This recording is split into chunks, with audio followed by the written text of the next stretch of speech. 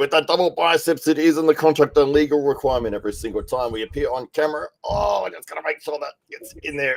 Oh, yeah, there we go. Ah. Sorry, I got caught in that. Sometimes you get caught in the rhythm of it and it just sucks you in. Yeah.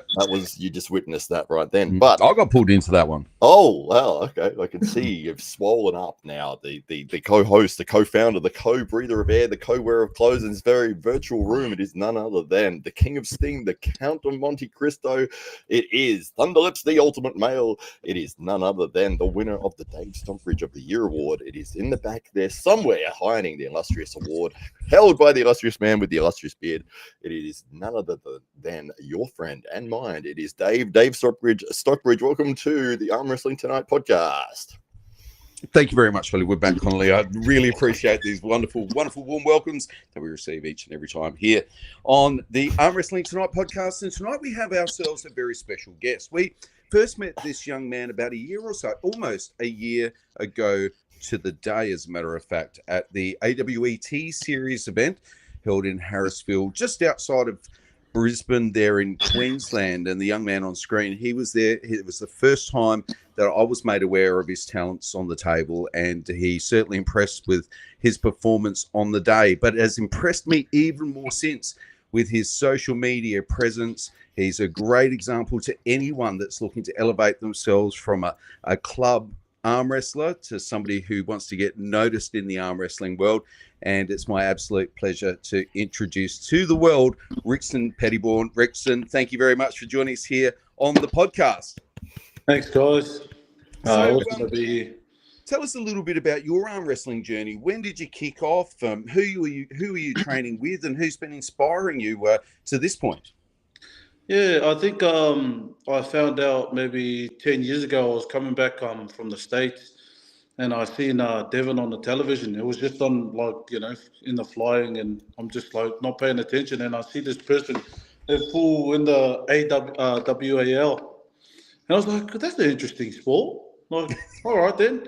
And I caught my flight back to Australia, and here we go. And then 3 years later, I was just going through COVID. I was just strolling like everybody else, just kicking back. And I thought, I've seen this sport before. And so I just, jumped in and, pretty much kicked it off 3 years ago. So, yeah. Wow. And look, I mean, we're just looking at your wrists on screen as well. So, as a matter of fact, we can't see too much else in the bottom third of that screen, apart from the back of your wrist there. So you look like somebody who has a natural disposition towards sport. Have you always done strength sports? Have you always been a big, strong guy? No, not really. I was a really scrawny kid when, I was really scrawny. I didn't really have the arms, but when I grew up, I just got into weight and next minute, blow up. So,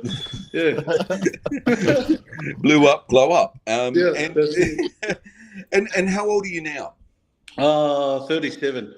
Okay, awesome. So, I guess for somebody coming to the sport a little bit later in life compared to some of the younger guys that are coming through right now, it is kind of heartening when you do look at the careers of some of these guys that have been around for 20, 30 years. And it's heartening to see that they've still got careers in their 40s and 50s. And I'm sure we're going to see a lot of guys who are in their 60s very, very soon competing as well. Do you kind of feel like it's a sport for you that's got longevity and it gives you a chance to master your craft over a lot of years still to come? Yeah, definitely. What pops into mind is Toddzilla. He started at 35. I'm pretty sure 35, 36. But that kind of gives me hope to kind of still keep on going on. So keeping training and doing what I need to do to get better. So it's inspiring to in the sport of arm wrestling. So talk about inspiring. Have a look at this match here that you've got here at the T Series in the Harrisville. At that, you guys went to absolute war here. I mean, my God, this is outrageous. This whole round was incredible. What were you thinking halfway through this? My elbows. Just my elbows. Big Ben there, just taking me sideways. Just trying to hold on for dear life. So, Yeah, what a match it was. What an absolute war between both of you here. This was early in the tournament as well. I think that both of you sort of gave everything you had for the day. Yeah. Right here, right now. You can see both of you sort of stuck in the middle, not moving, and just trying to catch your breath. Oh, and he's got the press. Yeah, he stuck the press in right at the end there. But wow, what an absolute war. He's Yeah. definitely strong. Ben, yeah, so. And do you have a preference, right or left? Yeah, I'm both. So I just, yeah, not really. So, Yeah. but at the And moment, I'm just nursing an injury on my left. So yeah, right, getting all the love. so just to give the arm wrestling world a bit of a sense, what are your measurements roughly now? How tall are you? What are you weighing? I'm 187, and I'm still 140. So I was 160 before, but yeah, just slowly coming down. So So for those, so 140 kilograms, yeah? yes, correct. Yeah, Yep. yeah. So 315 pounds. yeah, for our American audience. So I mean that makes you a significant super heavyweight. And who are you training with currently? I'm training with my club, Savage Hitters. But every now and again we do go to Sydney Spartans, and yeah, we get around the boys and yeah, pick their brain a bit. The older guys like Mario, Lachlan, and Bowen and Adam. But yeah, And so that's for people who mightn't know, you're in New South Wales. You're in yes, near Sydney. yes, correct. We're in Campbelltown, Mm-hmm. Sydney. Yep, New South Wales. And so if people do want to get along to training, do you guys have a regular training evening? Yeah, we do every Wednesday night, 7:30. Yeah. So what really impressed me post this event, because it was great to be able to meet you at the event, and and I love, win, lose or draw, I just love watching an arm wrestler that gives it their absolute all, much like Charles Puri there at AWE Grand Prix just recently, who didn't walk away with the win, but ultimately, won a lot of fans with his performance. And I walked away with that impression of you, and so I was keen to keep following your journey and seeing what you're doing. And you're one of the few amateur or club athletes that I notice who consistently post. You'll post things like training videos. You'll just train. You'll sometimes just take some footage of what's going on at training. You're kind of sharing your journey with the world, which is something that Matt and I are always encouraging athletes to do. And for us, we feel like there's kind of two things going on in arm wrestling. There's what goes on the table and what happens off the table, but on the screen. And it seems to me that you've kind of worked this out. And is it been more through the necessity of having to, now you've got this club, trying to grow the club and bring about some more awareness around the sport, or is it just a matter of, you want to kind of share your journey with the world and really see where the sport might take you in the years to come? Yeah, definitely. I think it's just a bit of both, really. Just where I can kind of like grow the sport, and I just love the sport. Like it's just a great atmosphere to be around, and everybody's always kind, and everybody's always good to have a chat with. So it's really nice to be around. So, and even just in future matches, whoever can come through, I'm always keen to kind of like pull. So yeah. And now that the new year has come around, what are you planning competitively for the year ahead? Have you got some opponents in your mind that you think, what, I wouldn't mind taking the step up or taking that name on, or have you got some things that you're training towards in 2025? Yeah, for sure. It just always gets my juices going when like people are out there. Like I see their training videos as well, and you know, I just go, "Wow, I'm keen to see what he's about." Like, you know what I mean? So, always keen to go to comps and grip up with people, and even after pools, and just kind of like talk with people, and um, yeah. Have you And had a favorite moment in your arm wrestling career so far?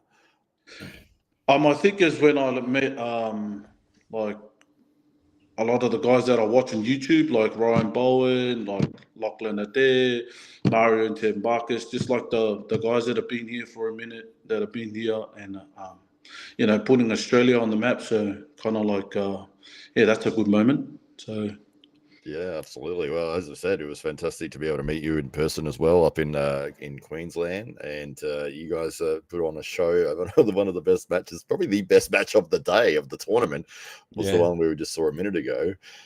Is it that usually that you'll get into those kind of wars? Because I saw even in the rest of the tournament, you had some pretty back and forth matches. It wasn't many flash pins going on there. Yeah, I mean, I won't give up easily, that's for sure. So it's kind of like, I always have that kind of in my head. You just got to work for it. So if you're going to try to pin me, you just got to work for it. And vice versa, you know what I mean? So, yeah. As you've been gripping up with these different athletes, maybe from other clubs or at these events, is there like it's hard sometimes in your own club to get people that are right there on your level, but are you gripping up with any other athletes outside of your club that kind of feel like they'd be a really good match that you haven't yet had the chance to have a super match with or meet in the tournament setting as yet? Yeah, definitely. There's a couple that come into mind in Sydney, and we've recently just had super matches, and yeah, it didn't go my way unfortunately, but it gave me a bit of juices to kind of like go into the future and kind of work on things. So tell us a little bit about that. So there's been some recent super matches for you in the club? Yeah, here at Spartans. So maybe not recently, but it's kind of like maybe a few months ago, back last year. Yeah. And one kid called Oliver back at Sydney Spartans. He's up and coming, and he's really really strong. He's 19 years old, big frame. But yeah, just I won the first round and then I lost the two, so it was close. But yeah, definitely work in progress. It's so good. And well, it's so good when it's so close and you kind of think, well, you know what? Next time I'll get you. Next time I'll get you. Yeah, So, most definitely. Most definitely. I'm always keen to grip up with this guy and learn. And even from the other boys from Sydney Spartans, a lot of them are super heavyweights. So it's good to just learn from those guys as well. and it's fantastic to see the Sydney Spartans and your own club. Were there other clubs involved in this tournament? I think there was Wollongong as well. So that's Josh Parker's club that he pulls out. I think it's the Immortals. I'm not sure, but yeah. Fantastic. It's great that the clubs are working so closely together, because it's it's not unusual in some cases where you start getting new clubs pop up within a region, for instance, and there can be a little bit of envy or a little bit of jealousy around, why don't they just join our club or make our club bigger? And but it's really great to see what's going on there in New South Wales. And I think Victoria's got a similar thing going on as well, where the clubs are cooperating and holding almost like a local league as such, holding these events where they're getting to come together and compete, which is amazing to see the sport start to self-organise in that way. Yeah, most definitely. I think the sport is growing in Australia and it's coming around really well. And I think it's just we just got to get behind it and support the clubs that are coming through, and even the big ones as well. So yeah. Yeah, absolutely. Yeah, we're just having a look here at some of the Sydney Spartans recent super matches that they had there. But you can see in the background, I mean, just how many people are sort of floating around, watching and enjoying the super matches that are there. And it seems to be that all the clubs around Australia are starting to grow and get more and more people. We're seeing more clubs popping up around the place. I know Queensland has about 7 or 8 clubs in the one state now. Yeah, so and Sydney, obviously, you've got the Spartans is probably the biggest one that's there, but it's not the only one. There's, as you've mentioned already, that there's several others as well as Canberra, and we're seeing Newcastle and all sorts of regions that are really starting to be able to bring up their own club identities. Yeah, definitely. There's also one that's just recently been added as well, Blue Mountains, and I think it's Lithgow.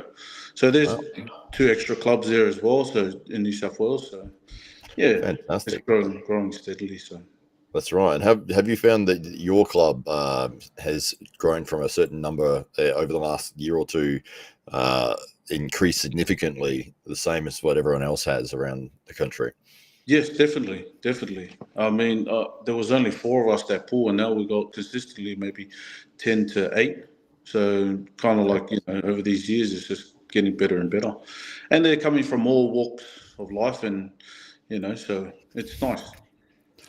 Absolutely, yeah, they're so good, and yeah, we're seeing growth across everywhere throughout Australia, and not only with the growth, but with the skill level also increases too, because iron sharpens iron. If you're consistently working with people that they may start as a beginner, but then their natural strength or genetics or skill or different styles or techniques will start to push everyone else in the club, and you see that growth and that skill level really start increasing. Whereas if you were just sort of stagnant with the same people all the time, maybe you're the strongest person in the room, and it's like you're never really increasing your skills. But if you've got people that are pushing you and maybe getting past you and getting better and better, that's where you can really start seeing the level across the country rising. Yes, most definitely. Like a lot of my guys that have come through, they just come from a powerlifting background, and so it kind of like brings a different dynamic to like our club too. So it's kind of like bringing that lifting aspect. You know what I mean? So brings that. It's nice. So. And is that impacting how the guys in the club are now training? Like, are you spending more time in the gym as opposed to being on the table, or how's that working out? A bit of both. Like some boys prefer in the gym, and some boys prefer on the table. So I think it's just like varies from each person to person, but definitely a mix of both. Yeah, yeah. What was your first experience on the table like? Holy, it was against Josh Parker. Yeah, Oh, great place to start. yeah. One of the boys, he unfortunately passed away, and he was like, come and verse him. And I was like, oh, he seems pretty small. All right, then. No worries. And then I kind of sized him up, and I thought, I can beat him. And he gave me a first chance. He was like, yeah, no worries. And then the second time, he just stonewalled me. I was like, oh, wow. How heavy are you again? And he goes, I'm only 70 kilos. I was like, what? I was like, oh no, this is no good. Hilarious. That's so good. And, yeah, exactly. And who was your first person experience on the table, Matt? Already know. Well, officially it was Tom Glacier, which is awesome. He's a fantastic guy. But aside from unofficially, because that was a bit of a quick 30-second go at it. Unofficially, it was Devin Larratt. Oh well. So he was coming through Australia and doing seminars, and I thought, I can't miss that. I've got to go see the guy I've been watching on YouTube. And so it's sort of the first time I got on the table was with the number one of the guy in the world at that time. So and I destroyed him. I beat him easy. No. In the hook. Yeah, in the hook. Yeah. Let's go, old man. Rixon, it says a lot about you. I guess if you're new to the sport, you wouldn't necessarily know who Josh Parker is. And for those that are watching from overseas who perhaps don't, Josh Parker's been the number one guy around 70 kilos in Australia for quite some time, as opposed to Josh Parker's calf, which is useless. Josh is 70 kilos. It's mostly in the forearm. It's about 38 kilograms. It's just in the forearm. But he's got from the outside in perspective, he looks a little bit like Buddy Holly. He's a thin guy. He's got a slight build, but he's got a sleeper build. He takes that shirt off, and he's like Mr. Olympia underneath. And you're coming up to the table almost twice as heavy, and that's your first encounter. Says a lot about you, Rixon, that you had the humility to kind of go, well, I'm not gonna let that, being beaten by somebody half my weight stop me. I'm going to really learn how to do the sport. Definitely. It drove me to kind of like get better, because I was like, how can a 70 kilo guy beat me? I'm like, just like scratching my head going, that doesn't make sense. So it kind of perked up my ears, and I was like, I think I really like this sport. So I'm coming back for more of that humiliation next week. I'll be coming back bigger and better. We're seeing right here Josh Parker at 75 kilos taking on Tyson Bryce, who was 150 kilos, so completely double his weight. And this was the AWE Underground event we held in Marcus Satirai's shed. And you can see right here, look, there you go, known for his press, and there it is, bang, straight through the 150 kilo giant of Tyson Bryce. So big guy, strong guy. I remember feeling him. I think it was AWE, that event that I came to. I think. Yeah. He was strong. I remember. I grouped up with him, and I could move him, and which blew my mind even more. You know, it was just like, how strong is Josh Parker? Yeah, exactly. At 70 kilos, he truly is pound for pound one of the strongest human beings you're likely to ever encounter. Yep, absolutely. And so your first experience is jumping on with him, and was that was a training session, or did you get on with anybody else? It was at Spartans. And it was my first time literally coming to the club. It was my first time to the club, and I grouped up with him. And I was like, so good. Yeah, we've got a young man. His name is Valera, who's 50 kilos, and he's not quite on the level of Josh Barker, but he is decently strong. And his favorite thing is to get people on their first night, freak them out a little bit. Tell them. It definitely freaks people out when you can hold them at 50 kilos and they're double the size. It's just it's his favorite thing. People out. Yeah. So I was there first night. Oh, hey, come on the table with me. Yeah, and then he would just not let them move. Yeah. But you can see here Josh trying out his top roll, and it's not working as effectively for him. Elbow foul sort of may have saved him in that position. I think he changes back to his press, which he's known for. But definitely an absolute weapon when it comes to the division, his weight class. Taking out super heavyweights. But it's fantastic. That was your first experience with him. So on that night, so there you go. It's changed back to the press. Instantly gets the win. But so how many people did you jump on with on that first night?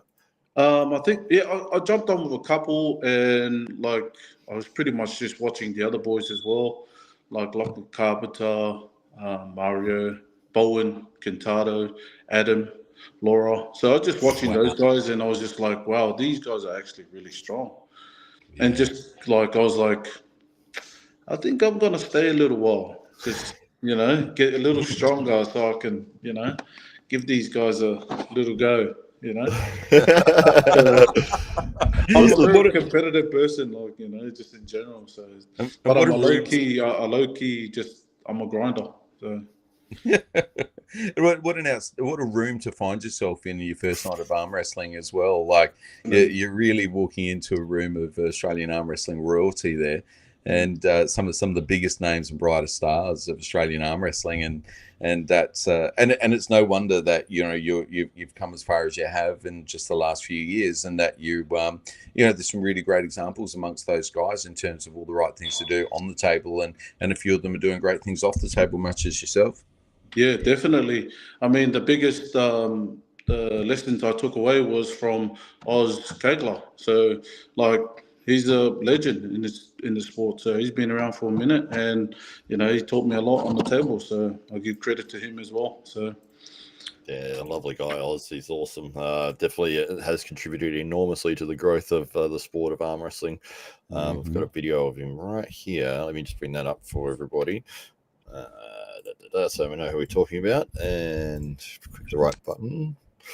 And then perhaps after that we can throw to the comments and see what the good people of Arm Wrestling Tonight are saying. There you go. So this is us here. You got Mario Tambarkis on the left of screen as well. I mean, if this is one of those things, if you're walking into an arm wrestling club and you're seeing not only guys like Oz and Mario, but you're getting guys like Rixon and Bowen Cantano and Lachlan Carpenter and Josh Barker, and it's just like, okay, this is like some of the top 10 guys in the country right here in this group. Yeah, most definitely. I think it's a humbling scene, where you see all of them and you're just like, wow, these guys, you see them on YouTube or you see them at comps. Now I'm just talking to them like a normal bloke, you know what I mean? And they're really nice guys, you know what I mean? Even like yourselves as well, when I seen you guys and I was like, oh, there's Dave. Oh, there's Matt. Oh, there's Ryan. I was just like, I watch these guys all the time. So it's nice. So good. So good. Because it's funny because like for us it feels like no one's watching. And of those people who aren't watching tonight, what are they commenting on? What have they got to say? Oh well, we've got some of the classics and legends that are local to Australia here. We've got French McGee who's jumped in here, and she's the Siren, the singing arm wrestler. She doesn't sing while she arm wrestles, but she is quite adept. She could work it in though. Yeah, that'd be good. Yeah. I'd like to hear more yodeling whilst arm wrestling. I think. Anyway, something to work on. Oh, that would be good. I would like to see it could that. be her angle. Yeah, definitely get noticed for sure. We've got the Pro Punja League who says they're looking forward to the podcast. It's a Friday, I believe. We've got them. Parbin will be featuring on the podcast this Friday. So if you want to catch up on all things Indian arm wrestling, he is the man. He sits upon a literal throne at most of these events, according to Hollywood Matt Connolly. He is literally the king of Indian arm wrestling. So we can't wait to catch up with Parbin. He also did suffer some severe injuries as a result of a recent car accident as well. So it really is our first chance to catch up with him after all of that. And of course, the knock-on effect has been that Pro Punja League has been pushed into 2025, I believe. So there's lots going on there in the world of Pro Punja League, and so much to look forward to. So we can't wait to get all up to date with all things Indian arm wrestling with Parbin from the Pro Punja League. Absolutely. It's more than likely Abhishek Singh who's writing on there, and he's a fantastic guy as well. Helped me out a lot when I was over in Mumbai. So thank you to Abhishek Singh. We've got Chris Murch, who is one of the guys behind the fantastic production of AWE, and he does a tremendous job with his video production work. So hello to you. We've got Abu Tamong, who has said this very long word, which I don't know what it is, but thank you for the comment there. And there's a second. Assalamu alaikum. Yeah, I believe it's an Arabic word, but I'm not going to attempt to say it. It's like a greeting. Assalamu alaikum. Oh, very nice. That was good. What about this one? Barukala. That's good. Allah Barakala. I've got the pronunciation wrong, but I think it's something like praise God or something along those lines. So very nice. Very nice. Praise be to God. He did give us a nice English one here. It's a super excellent performance. I believe he's talking about Rixon's match here. May God bless you in Jesus' name. Amen. Love from India Church of Israel. Thank you so much for your lovely comments. God bless you all over there. And we've got Mr. Peanut, who is one of the legends of arm wrestling streams. Very knowledgeable poster, always knows the facts and the history behind matches, and very into statistics. And he says the arm wrestling is the ultimate game of applied biophysics. No truer statement has ever been made. Absolutely. So we're not going to let you go without you calling somebody out tonight, Rixon. So who is on your radar for 2025, maybe 2026? If you could pick your dream matchup, who would that be and why? Man, it'll be if anybody. Anybody. Yeah. It could be Hollywood Matt Connolly. Yeah. We hope it will be Hollywood Matt Connolly. Wouldn't it be a match? I'd be doing this 3 times. It'll be against Todzilla. I'd love to. Really, that's the pinnacle. That's your Mount Everest. Is Todzilla. Yeah, I just love his training, his style of training, and it's just like, Did you meet? Oh, you weren't here for the AWE too, were you? Here in Adelaide when they had him down. Yeah. I would have loved to. Yeah. I forgot. I thought for some reason you were at every event, and I was like, "Oh, you would have met him." I was like, "Oh no." Just bring me along next time, and I'll be there. and before we go away, why Todd Hutchings? Why would he be on your list? Oh, I mean, like, he's a legend. Like, I can't say enough about the man. Like, he's definitely trained hard. It's been so many years, and he's been consistent too. So, just kind of piques my eyes to it, because I want to do the same thing. Just stay consistent and try to stay healthy over the years, and compete as much as I can. So, Absolutely love it. And so if people want to follow you or follow what's going on with the club, how can they do that? Yeah, find us on Instagram, Savage Hitters Arm Wrestling Club. And yeah, we're also on Facebook, and it's Rixon Hitter. You can also approach us on there. So Awesome, mate. Well, thank you so much for joining us here on Arm Wrestling tonight. It's been a pleasure to have you, and we can't wait to see what happens for you in 2025. Ladies and gentlemen, Rixon Pettyborne. thanks, guys. Appreciate it. Thank you for taking out your Thank time you. to do that. Thank you. All right. Thanks again to everyone in the chat. We'll finish up with a nice double bicep one more time. There it is. Oh, look out. Got to keep the lawyers happy. And, well, look out. It's throwing Richardson off his game. So we'll have to do that. If we ever have a match, I'll do this beforehand, which will hopefully prevent me from doing this, which I think would happen. But, yeah, so good to see everybody. We will end it there. Thanks again. We'll be back tomorrow night with another show.